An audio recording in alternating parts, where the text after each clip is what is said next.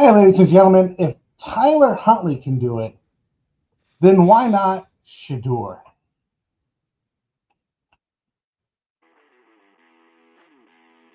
You're listening to the What the Elf Was That podcast, an iconoclastic look at the latest Cleveland Browns news. The What the Elf Was That podcast is part of the Fanatical Elves podcast network, a part of the Fans First Sports Network. Here's your host, Joel Cade. Hey, everybody, welcome back to another edition of What the Elf Was That? And again, this week we have the coach. Hey, what's happening, guys? Glad to be here with you. And we're live today, which is fantastic. Yeah, and if people start watching, they'll show us like how many people are watching. Hey. So, hey, still got the Steelers stuff. We haven't converted him yet, but we're trying. But once he realizes how great of a fan base the Cleveland Browns fans are, he'll just want to be one, at least if nothing but honorarily. Okay. So, Mike, I see the picture back there, that Bash Foo. Why don't you give us your what that's all about? Oh, so I'm at work, and this is my office, and I usually do my Zoom calls from here. I own this company, Bashfu.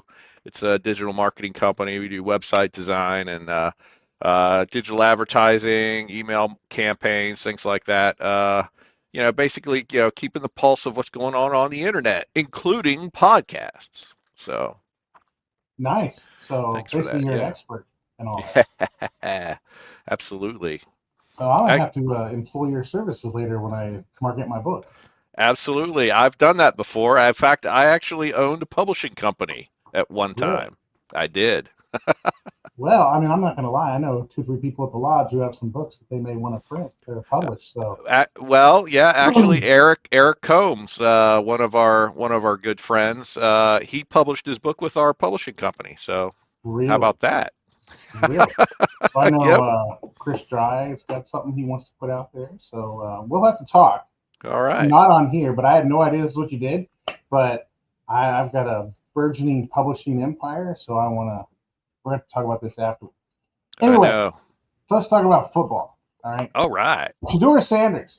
Now, for those of you who are not in the aware or not into obscure Browns situations like I am, um, Shedeur Sanders is currently 10th on the Pro Bowl voting list. Great job, Dog Pound, baby. Ooh, ooh, ooh, ooh, ooh. Voting the meaningless quarterback into the Pro Bowl. So I'm pretty excited about this because this is exactly what Browns fans do. Is like we find somebody and we vote them into things that they have no business being at. So, Mike, when you saw this, what was your reaction?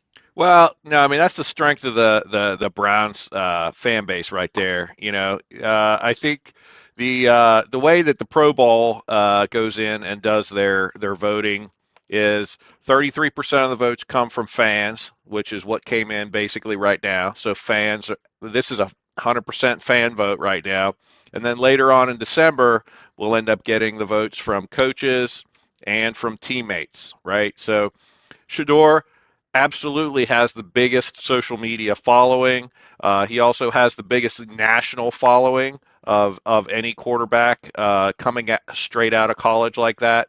Uh, and his old man was pretty talented too. So Right. I mean that provides some super help. We see the same thing with Joey Porter Jr.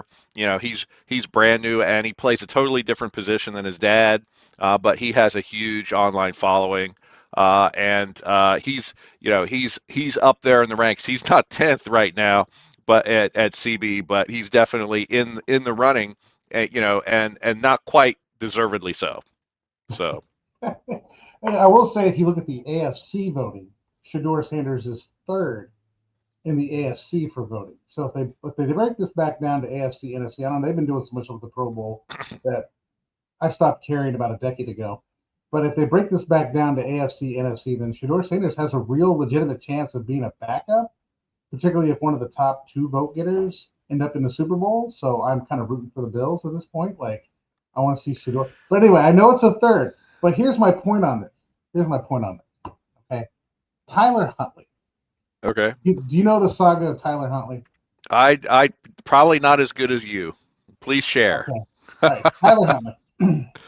Tyler Huntley was a backup quarterback for the Baltimore Ravens. And now that we say Baltimore Ravens, we have to put the Ravens thing. I'm actually a Ravens fan. Go to hell. So now that we've brought up the Ravens, Tyler Huntley was a backup for the Ravens, right? And Lamar Jackson gets hurt, and Tyler Huntley comes in and has 2 or 3 pretty decent games. So the team decides that they want Lamar Jackson to go to the Pro Bowl. And their scheme is, well, we know he's hurt, but we want him to go to the Pro Bowl, so we're going to vote for Lamar Jackson, and then we're going to just run the list down of our quarterbacks. So we're going to run Lamar Jackson, then we're going to vote Tyler Huntley, and then maybe we'll vote for somebody else that we think is okay. So that way we know we're taking a vote away from somebody else as the player vote. Now, this scheme actually worked, okay, because Lamar Jackson couldn't play in the Pro Bowl, but he was voted for the Pro Bowl, and he got his Pro Bowl bonus, which is the important part, right? And then everybody started declining to go to the Pro Bowl to the point where the number of votes that the Ravens team had en masse voted for Tyler Huntley got him on the Pro Bowl. So as a backup quarterback to Lamar Jackson, he went to the Pro Bowl, which means that year the Ravens had 2 Pro Bowl quarterbacks. Hold on. I'm actually a Ravens fan. Go to hell. So you can't have anything positive about that team on this show. No. Just a fair warning. You say something positive, that thing's getting played. So there we have the case where if the players don't take this seriously, then I don't see why fans should take this seriously. So good for you, Browns fans. Right? Any thoughts on the Tyler? Well, let me finish the Tyler Huntley saga. Tyler Huntley saga. The year after he makes the Pro Bowl, the Browns cut him, or excuse me, the Ravens cut him, and he ends up on the Browns practice squad, starts a couple games, then they cut him, and now he's back with the Ravens. I'm actually a Ravens fan. Go to hell. So the saga of Tyler Huntley. So that's crazy, and that is a deep cut. Actually, I did not know that, so that's fantastic. So yeah, speaking of Shedeur Sanders, did you see this little clip of his where his brother, I think it was Shiloh Sanders, asked him if he was wearing a thong? Now, in case anybody who is watching this, if you didn't see the picture, here it is. So for those of you who are listening, let's see if I can make this full screen. There we go. Let me see if I can remove this thing. But anyway, for those of you who are watching, you can see the buttocks of Shedeur Sanders up close and personal. And the question is that a thong or is that tape? Mike, you got any opinions on this? Yeah, well, that's odd-looking tape. I've actually taped up football players. Usually we don't put tape in that particular area. Like that would probably be like a square piece of heat tape or something like that after the game, like not during the game. Usually tape goes on the forearms, the sidearms, and stuff like that, for turf tape. Usually don't wear any tape back there. So that's a thong. So there you go, ladies and gentlemen. We have from the thong master himself has given us the definitive answer of whether Shedeur Sanders was using back tape, which I've never even heard of back tape, which is just athletic tape apparently. I thought maybe there was some kind of thing I didn't know about, like there's an actual back tape, but there's not. It's just Shedeur being Shedeur, and that's what it is. Hey, so that's fine. He can wear that. I don't care. It's without his because of uni, his jersey pulled up. That's the only reason why you saw that. I'm okay with that. I'm okay with players going in and wearing thongs like that. If that's his jam, that's his jam. Back in the day, linemen used to get crap for wearing pantyhose. Now, obviously, sports outfitters like Nike have done a better job of saying, well, if you're going to wear pantyhose, let's make some specifically designed sports thing that are pantyhose, but not call them pantyhose and charge like a lot more for them than pantyhose. And we can make some money off that. But yeah, you can do that. I mean, even when I was in high school back in the early '90s, I wore like a long sleeve thermal shirt when we were playing in below zero weather in the end of November. So, I mean, and college is the same way. You end up with the stuff you're going to wear. But this thing, this is not. When I look at this and I saw this, like this is not tape. It Yeah. doesn't look like tape. That is not tape.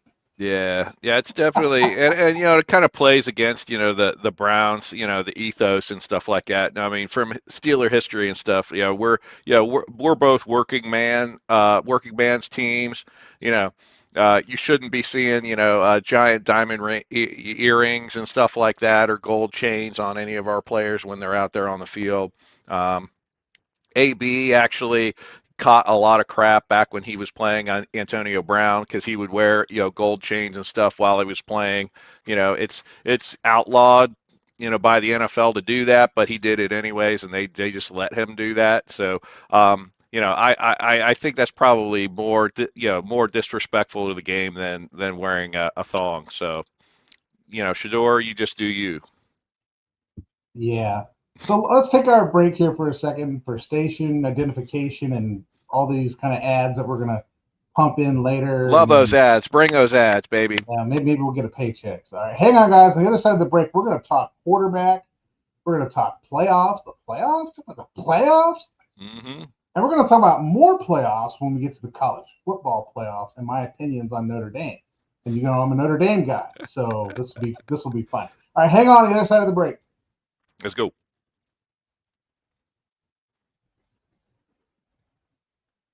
All right, and we're back. So patronize all of our sponsors. We'll get paid, but obviously we're doing it for all the money. I haven't been paid. I got paid once. Did I tell you this? I got paid once for doing this. Nice. Got paid Very, once. very I paid nice. $50 to advertise somebody's stuff with an on-air read. It was pretty exciting. Then Nice. apparently nobody went and did anything with it, so I lost it. But whatever. Anyway, so if you're listening, whatever we're advertising, go use it so we can get paid because we like doing this. All right, so let's transition here. Let's do a Steelers topic since you're a big Steelers guy, and I can't keep you on the show without talking about the Steelers. We And as can. much as the Browns hate the Steelers, and I think you're absolutely right when you said earlier, these are two relatively towns that are relatively the same. The fan bases are very similar. I think if the Steelers were going to another 50 some odd year streak like they did when they first started of not winning anything, and I think they would be acting the same way the Browns fans are, which is we love our team, but this is a joke. So let's have fun with it. You Yeah. know, I don't Yeah. think you'd end up with this pirate situation or a penguin situation where you're losing your teams. I think the Steelers fans would still go because it's the Steelers. But Hmm. anyway, I digress. That's my little digression on the Steelers. But go ahead. What you got for us today? Well, according to Polymarket stats, the Steelers have between a 55 and 60% chance of making the playoffs, something that they haven't done in several years. Um, I the need play a boo. I need like a boo. Like a boo button. I We need need a boo button. we definitely need to get that. We Let's see. definitely need to get that. Ooh, the gong. There we go. We're gonna gong you out. Anyway, go ahead. I love the gong. So yeah, so the Steelers so if the Steelers win out, right? So that would mean they would have to Don't you beat. guys have the entire AFC North coming up? Yeah, yeah, Okay. kind of. All right. Yeah. Just checking. Just checking. Yeah. So if we win out, that would be great. Because if we win out, then we lock the AFC, we lock the playoffs, and then we also get a home playoff game. That's the goal for Coach Tomlin and for Aaron Rodgers right now is to win out the rest of the season. Um, there's a chance that we won't make the playoffs. There's still a chance that that's going to happen. We would have to drop 2 games, I've got a feeling that we're probably going to win 2, lose 1, in that pass. So I still think we're going to make it, and that follows along with Polymarket is that they believe the Steelers are going to pick up 2 games and lose 1 in the next 3 weeks.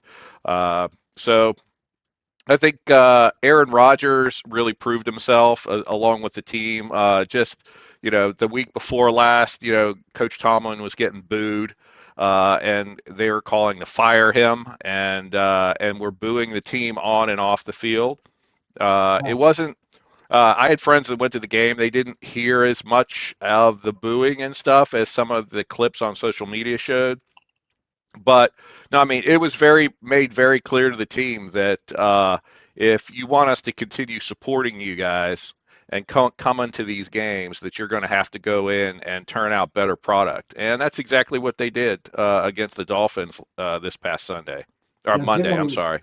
Generally, when Browns fans boo a player, the player goes to the podium and complains about the Browns fans. Yeah. That's generally what happens.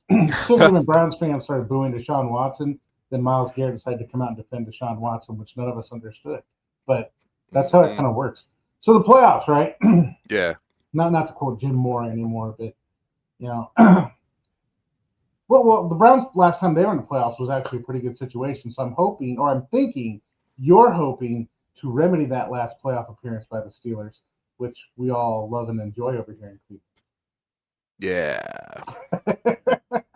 Yeah. So we're 1-0 is still better than not getting there in the first place. So I mean that's definitely something that's we're looking at.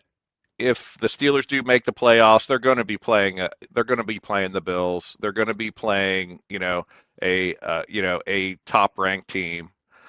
Because they will be at the bottom of the pile when it comes to playoff rankings and stuff like that. Right. So we will be faced with a huge challenge in the playoffs. What we saw on Monday night was an Aaron Rodgers that wasn't afraid to throw the ball, and plus he There were a couple throws on Monday night. I thought, oh my God, he's going to get picked, and he almost got picked. But he zipped it past there.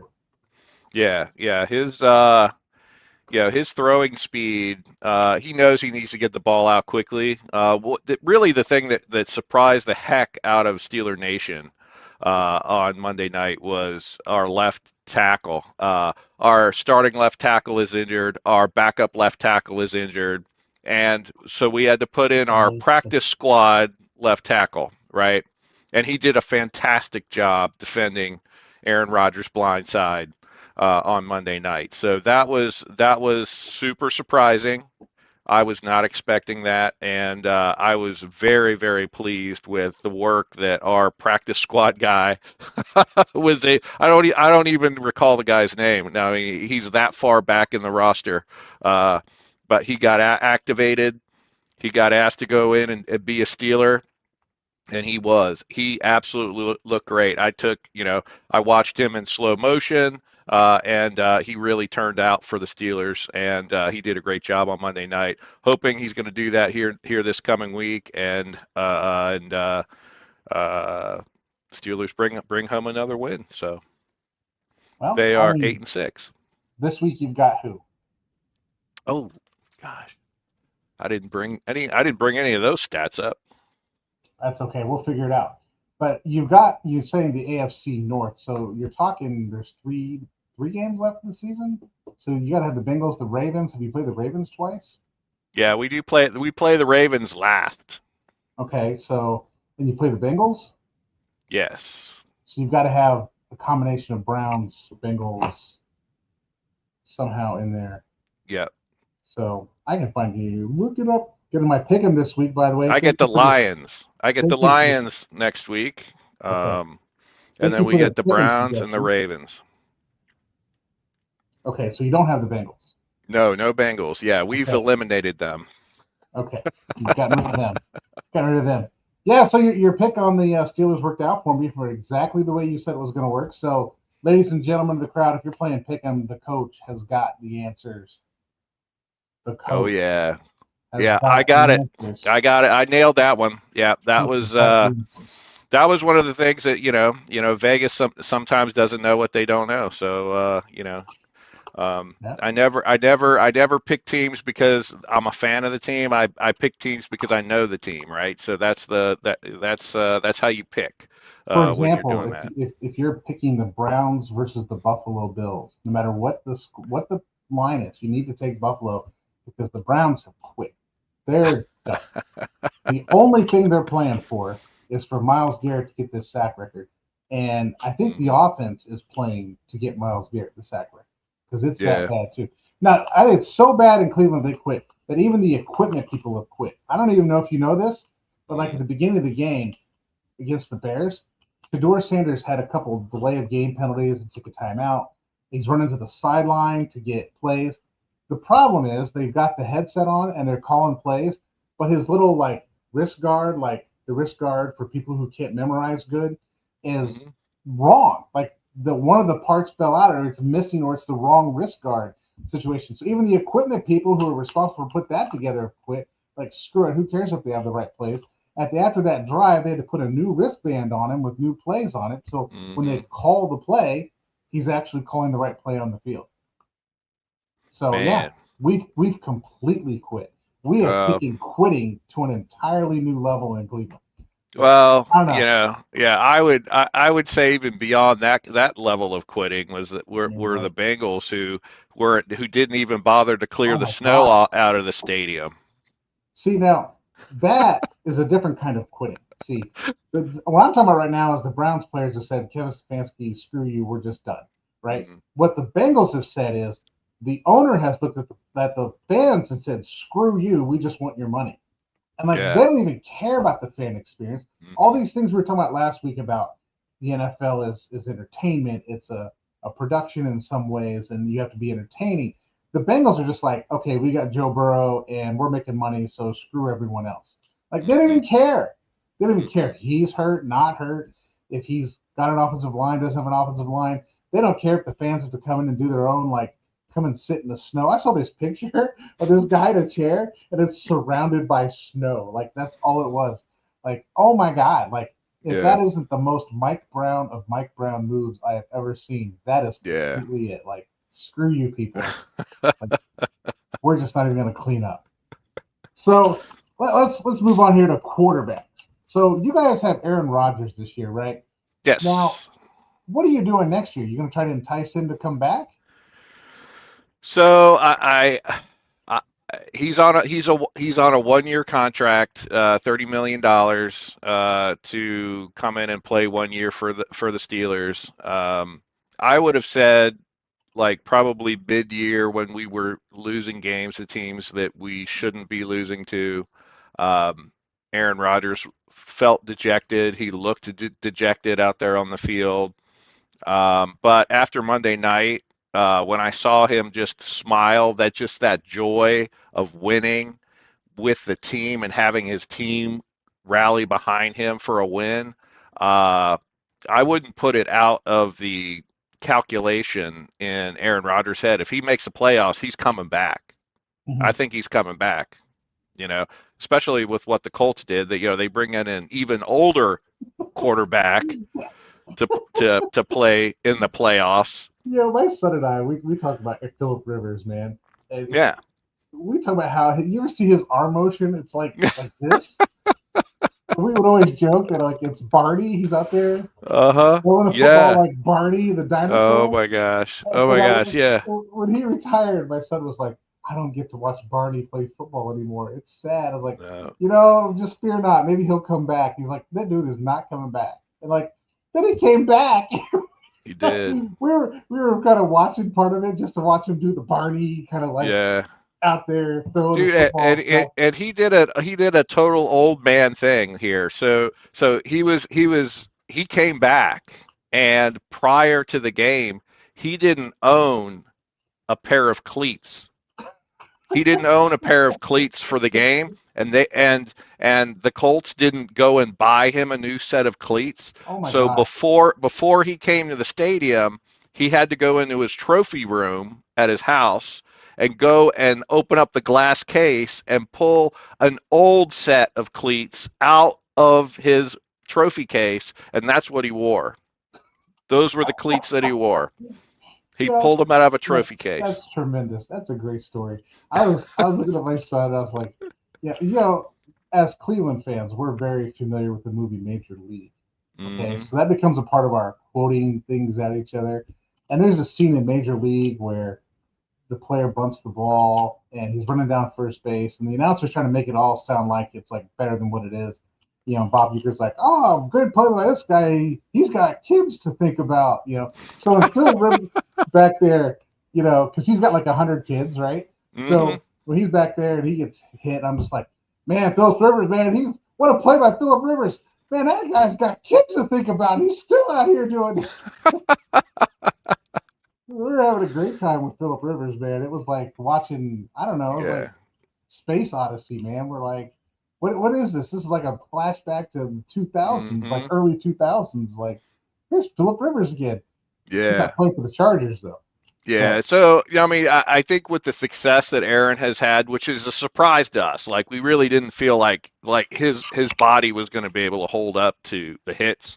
Especially And after getting, that New York situation where he got hurt on like the third play of the game. yeah, we really didn't think he was going to physically be able to handle it, and we've gotten an okay backup quarterback, but we really want to see Will Howard out there, right? The Ohio State quarterback that we picked up.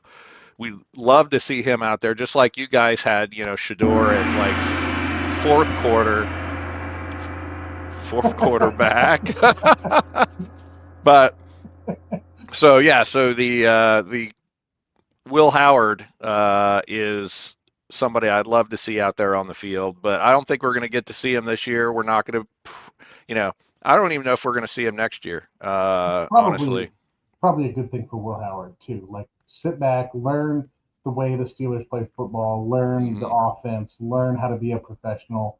I mean, the last thing you want to do with a young quarterback is do what the Browns do, is throw him out there and like, hey, here you go, here's your chance, learn on the job. Good luck. Or what we did with Shedeur Sanders, which is not only are we going to throw you out there, but we're not even going to coach you the whole season until we throw you out there. Like that kind of stupidity going on. You don't want any of that stupidity going on. No. Yeah, we got Mason Rudolph, who's the next guy to to step up, and he's not a starting quarterback. He's a great backup quarterback, Obviously. Yeah, he's been around. We've seen him. He can win. He can win the end of a game. He can do, he can do kind of a 2-minute drill. He's great at that. In fact, that's usually what we only bring him out to do is 2-minute drills. That and he can get Myles Garrett suspended indefinitely. Yes, that's true. That he can do that too. So I think that's got to be the secret plan, right? When the Steelers play the Browns, is to put Mason Rudolph out there, like the rabbit where the dog chases the rabbit at the dog track. Like he's the rabbit and Myles Garrett's just chasing him around. And then you can have Aaron Rodgers over there, like throwing passes and stuff all day because you got Myles Garrett distracted. He's out there with his helmet. Come on, Mason. Yeah, Myles Garrett. That's another guy that I mean I have great respect for the position that he plays and what he does. But he's been a non-participant really in the past few games, and I don't know if that's a physical issue, if he's injured or what that is. Browns games. Yeah. So I can speak to this. The Tennessee Titans ran everything away from Myles Garrett. Everything, right? When they ran a pass, they would roll out Cam Ward to the right away from Myles Garrett and told him to get rid of the ball with under 3 seconds. Like, that is literally what they did. And he still got a sack. Now, last week, the Bears did the exact same thing. You've got a left tackle, a chip, and every play is a rollout to the right to run them away from Myles Garrett. And he still got another sack. So teams are just basically quick passing, okay, to get the ball out of the hands before Myles Garrett can physically get there. Or any pass that has any kind of depth is a rollout to the right to make Myles Garrett chase him down the field. And that's after you double team him at the line of scrimmage.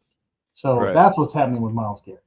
And he's still getting sacked. And they're not cheap sacks. They're not like the guy's running out of bounds and he's the closest guy to the quarterback and therefore he gets a sack. I mean, and teams are committed to running the football. I saw this stat where Myles Garrett has 21 and a half sacks so far, okay? And I think he got jobbed. He should have 22 right now, but he got jobbed on a half sack because, as you know, like in baseball, the official score is provided by the home team.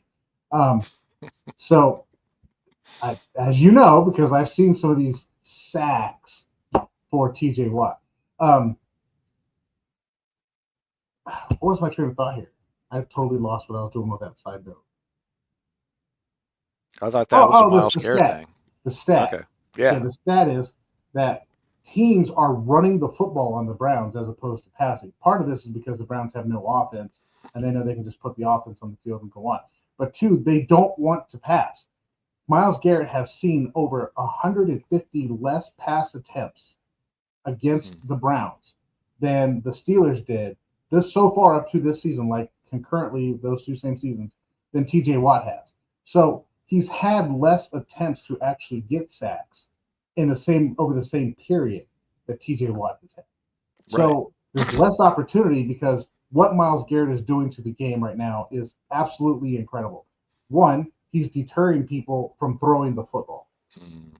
When people run the football, they're not running at him, which is probably a bad idea. You should run right at him. But they don't run at him. The whole offense becomes right-handed. The run plays to the right. Because another thing Miles Garrett is doing is he's getting a lot of tackles for losses at plays run at him. And that's one of the stats that people aren't following is that he's close to breaking the tackles for losses in a single season record, which is also held by TJ Watt right now. So teams aren't running at him. Teams are running the ball away from him. Teams are running the football more, so they're not passing. And when they do pass, it's a three-step and out, or it's a roll out to the right to make Miles Garrett go through 1-2 blockers and then make a sack, and he's still making sacks. What Miles Garrett is doing is absolutely off the charts, superhuman football that will never be seen again in the NFL. So if you get a chance to watch him play football, you should. It is incredible. And I'll highlight this with I went to the Browns at Colts game, and we were in the end zone, like 4 rows up in the end zone, where Miles Garrett jumped over a player, blocked a kick, and ended up recovering the ball. And I was also at the same end zone where he got the strip sack and got somebody else got the touchdown for it. But the man is incredible and doing things that we will never see done again. So it's sad that it's on a team that's so bad and has quit that this man is out there like just destroying defense or destroying offenses to the point where they're just like waving the white flag. We're going to run to the right. We're going to roll out to the right. We're going to get rid of the ball before Miles Garrett can touch us. And we're not even going to throw the ball unless we absolutely have to, which is literally what's happening. Right. So that's why Miles Garrett has only 2 sacks over 2 games. There you go. Actually, 2.5 sacks over 2 games. So which is still pretty good for an average person. Yeah, right? he probably stays away from the dry needling too. Let's hope. You know, that's not the first time I heard this crap go down. Like now we're way off topic, right? So I don't understand why anybody's doing this because this same exact thing happened to Tyrod Taylor, I think, when he was in New York. And then that moron who was dating his mom's friends became the quarterback out of BYU. I can't think of his name. He was kind of worthless. I don't even know why the Jets drafted him. He was so worthless. But like that happens like regularly. Like that's insane. Yeah. Yeah. What's going on? Is somebody sticking a needle in your lung? Right. Like, dang. Well, and you're allowing a trainer to do it too, right? It's not a medical professional. It's just some trainer that's back there with some needles, and he's just going like this, boom, boom, boom. One went in a little bit too deep. Oh. You would hope that like a professional acupuncturist was doing this. I mean, I have a son. I have 4 kids, right? But I have a son who's not the one I watch football with. This one doesn't like football at all. He's really into martial arts. He's got a black sash and kung fu and all this. And he was studying to do acupuncture somewhere in Dayton. Okay, he was studying with some guy who's also a Freemason. Named Fritz, who's also a Freemason.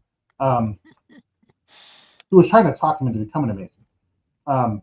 He was learning acupuncture, and he's like, Yeah. the worst thing you can do is poke a needle in too far. You'd rather just not go in far enough than go in too far. So I called him like, what is going on with people punching their lungs?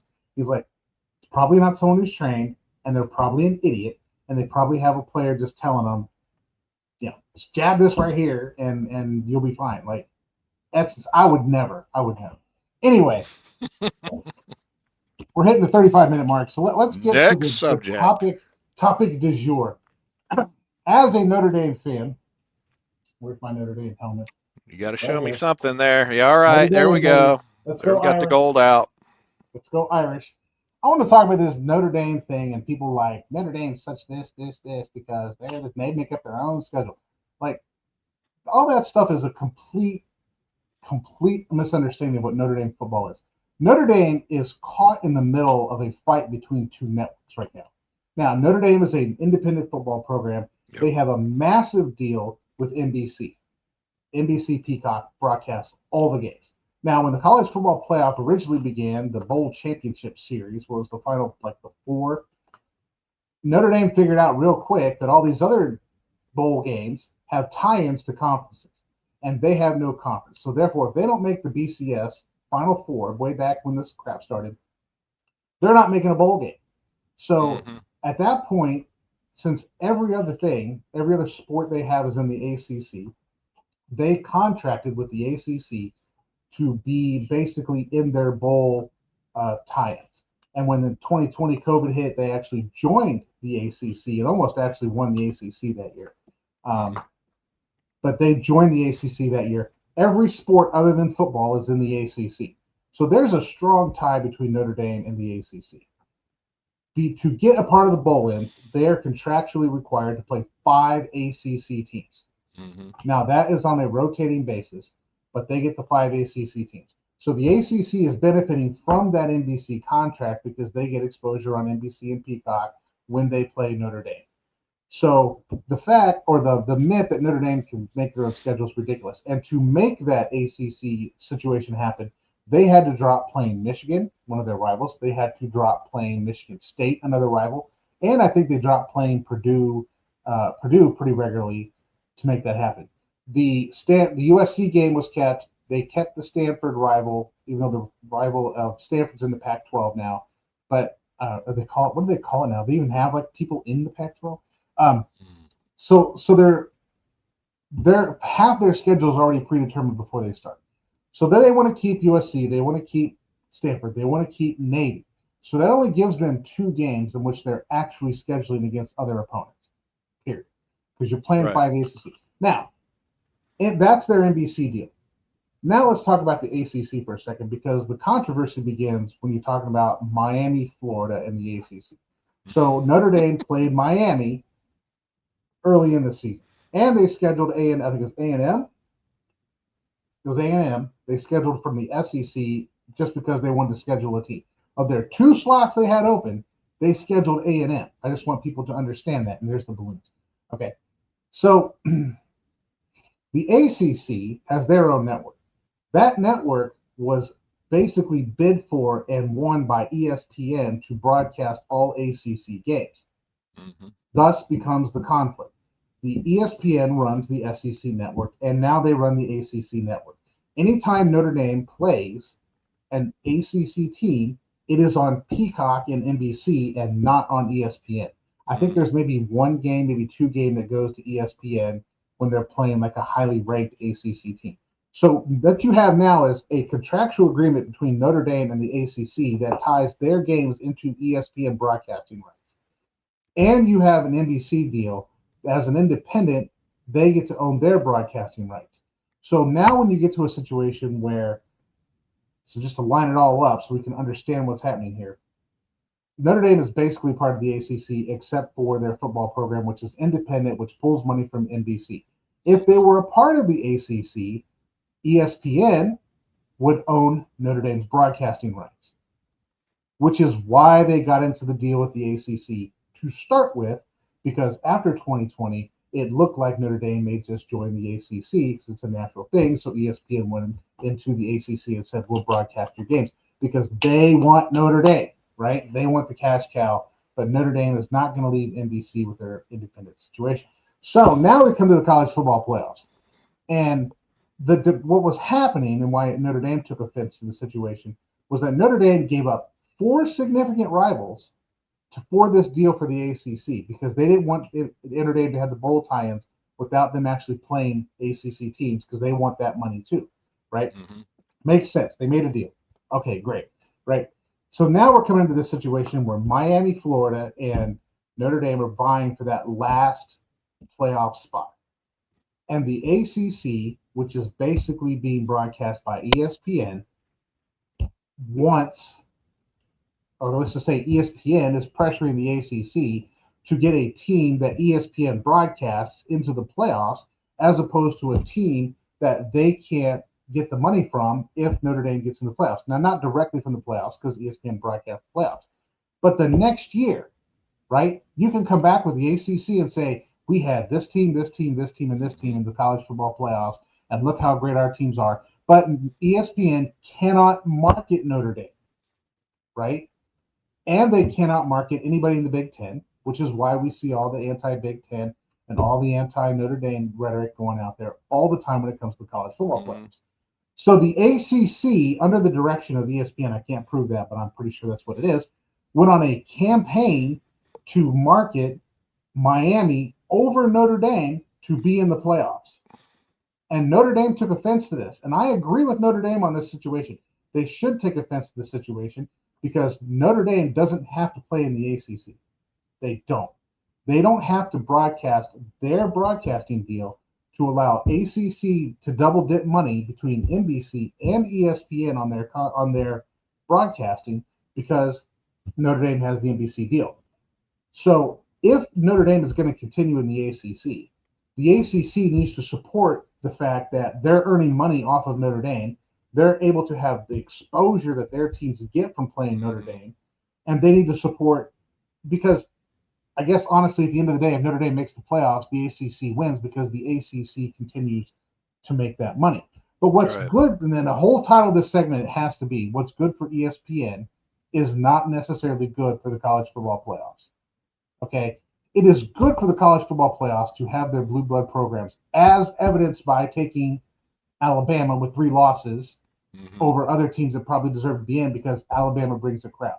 But now, because ESPN doesn't have the broadcasting, they have the broadcasting rights to Alabama. They don't have the broadcasting rights to Notre Dame. They're butt sore because Notre Dame never joined the ACC like they thought they were going to. Now they're just butt sore because they can't get their player, their team. So they exercise their muscle to etch out Notre Dame. And in the process, I want to share this screen real quick. And I know I'm getting to be long on this, but let's see if I can share my screen. And I want to share the college football playoffs. So if you look at the college football playoffs, does this jump up? Here we go. Let's see if I can get the whole screen now. If you look at this, JMU, I don't know who that conference is from. Nobody really cares. Oregon's Big Ten, right? So ESPN has no dog in that fight. Then you've got the SEC versus SEC with Alabama and Oklahoma. You got Tulane, God knows where they're from. Then you've got another SEC team. So far out of 5 teams, you've got 3 that are owned the broadcasting rights by ESPN.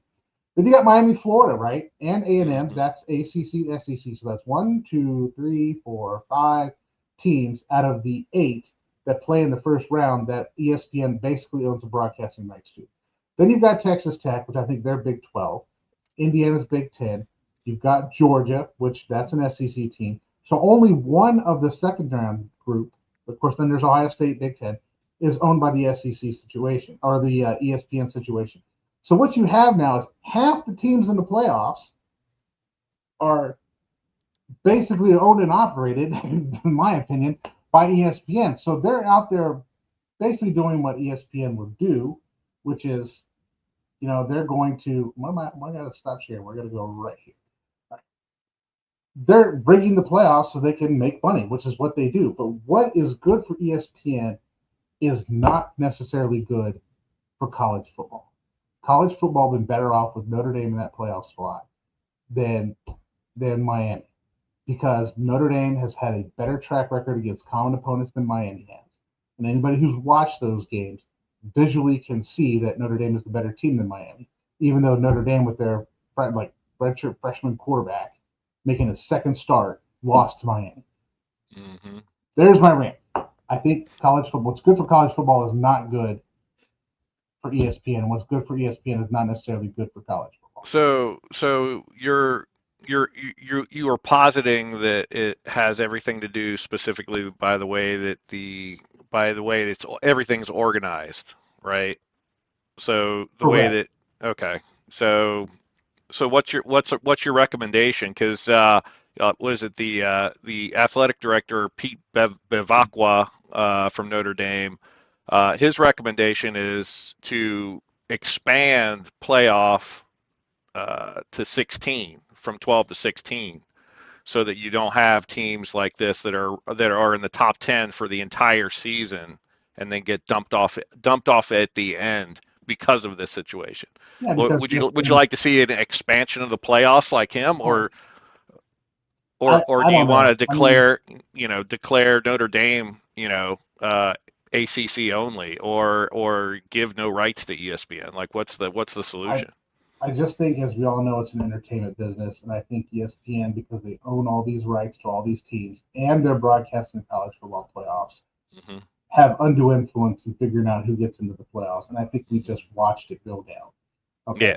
I'm not sure expanding the college football playoffs is actually going to make it better. I think it's just going to expand the argument down to team 15 and 16, who gets to go in, who got, we'll have the same argument no matter how many teams you go down, right? I think the answer, if there isn't even an answer, is to truly have an independent body making these decisions and not letting the people who broadcast the games decide who's in the games. Right. Yeah, because all the other sports have figured this out. I don't know why college football is still on the back burner on all of this. It's disappointing to see, and it's disappointing to see for fans, right? And then then there's an entirely other discussion about the broadcast rights and stuff like that. That angers the heck out of me, when trying to go and watch a team that I really want to watch and I can't. Right. So. Well, look, I'm out of time. I got to run, but thank you for joining me. We'll see you next week, hopefully, Coach. All right, sounds great. And we'll run from there. But just Browns fans out there, I know we didn't talk about Browns a lot today. Keep voting Shedeur. I want nothing more than to see him in the Pro Bowl. Have a great one, everybody. It could happen. Thank you for listening to the What the Elf Was That podcast. Please like, subscribe, and tell all your friends to give a listen. You can follow host Joel Cade on Twitter @TheLeftGuard.